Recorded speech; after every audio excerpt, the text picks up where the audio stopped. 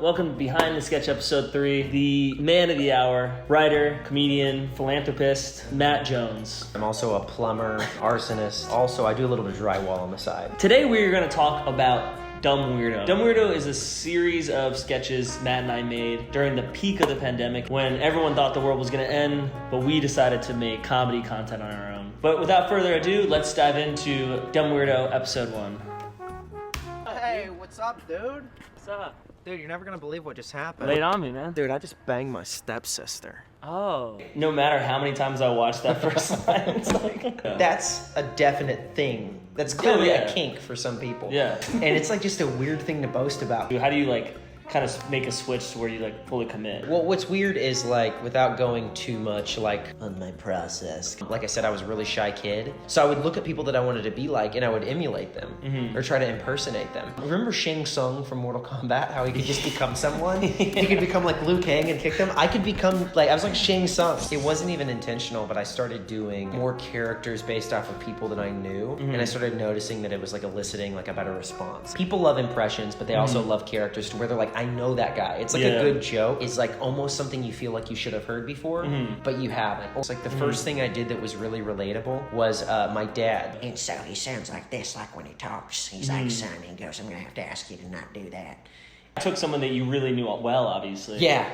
And so I think if someone's like just learning how to do characters before trying to do Trump or before trying to do Obama, do you like your mom or your dad? Totally. Like right? people it's that like you someone know. that you like are fully invested in. And really it's just about like the point of view. It's almost like the point of view informs the voice. There's two ways to go about it. You can be like, okay, I'm gonna work on the point of view first, or you can just like change the walk. It's like maybe like a guy who's like nitpicky and he walks like this and he's like, the sun out here is absolutely awful. Did your parents let you play Mortal Kombat? Dude, no. Yeah, I neither remember did mine. my mom in her sweet voice, she goes, it's just awful. She goes, it looks like real people on the screen just tearing their hearts out. It's a little much. I wouldn't let him, like, you're like tearing off heads and stuff. Dude, it's an evil game. What's up, dude? What's up, man?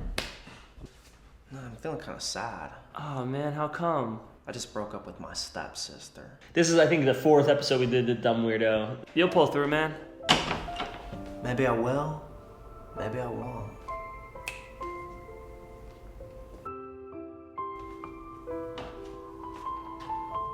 Part of this character was stemmed on by this guy I knew in high school. He would always do this thing called, and he'd twack guys. And he'd be like, yo, dude, I just twacked you, bro. I just twacked you, bro. You kind of let your 2 fingers dangle and you whip it. Hands, and sometimes he'd like whip people's like ball sacks. Well, that's kind of the whole idea with this character is he's in his 30s now and he's still trying to do what he thought would make him look cool in high school. What's this guy's point of view if we branch out? Like, why is he like this? And it's like, he's a trust fund kid. He never had to pay for anything. Yeah. So he's completely delusional about how the world works. So he can kind of get away with pretending that way and it'd be a reality for him. Like, this guy has a football Sports Illustrated phone. He still subscribes to the Sports Illustrated swimsuit edition. He has a VCR and he puts it on slow motion when Pamela Anderson is running. He's like, Todd, look at our jogs.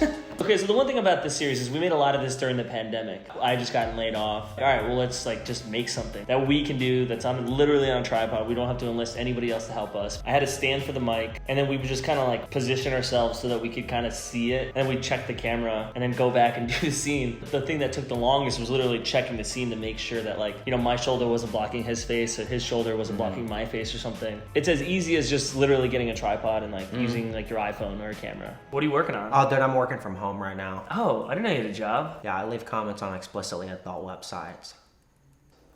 Like porn? Dude, we don't call it that in the industry. That's like super disrespectful.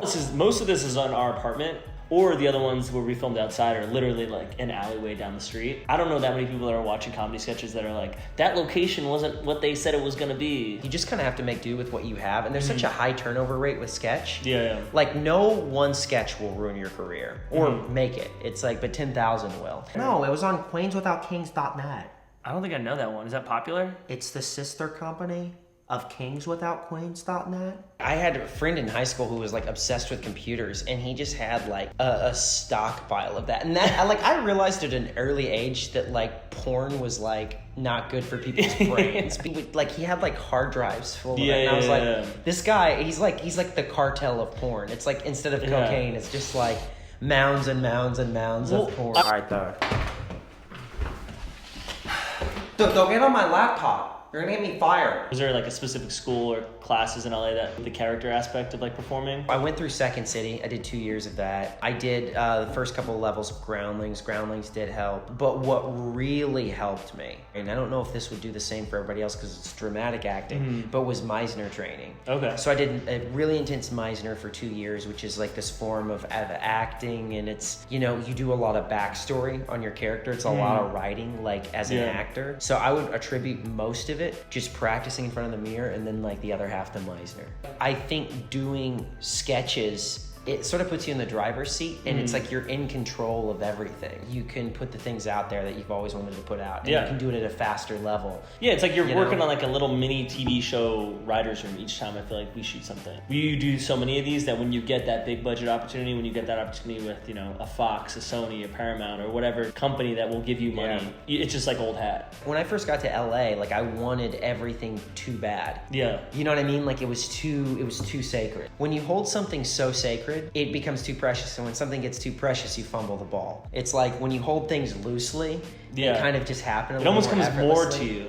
It comes more to you because people are repelled by like neediness and like desperation. Remember that character in Office Space? He gets promoted. He stops caring and he gets promoted. But I think that's true to life, honestly. I really do. I have this theory that your brain, there's like an endless flow of ideas in your brain, but there's like a bouncer right here that's trying to protect you. Yeah. That's like basically like you put this out there, it's going to equal like pain and rejection. But the more you just kind of bypass that bouncer and keep putting stuff out there, eventually your brain's going to be like, okay, it's safe to give him ideas, and then it's just going to start like flowing. It's really important just to kind of continually put stuff out there, and I think that's what like I learned a lot with the Dumb Weirdo was like during this pandemic, during this time, like we didn't have really any outlet to do anything. We found an outlet. We kind of made our own. If you actually follow Matt on his channel, we actually work on sketches all the time. This is just like one series that we did, you know, a few months back. You make my sketches better because this guy is legit like one of the best directors I've ever met.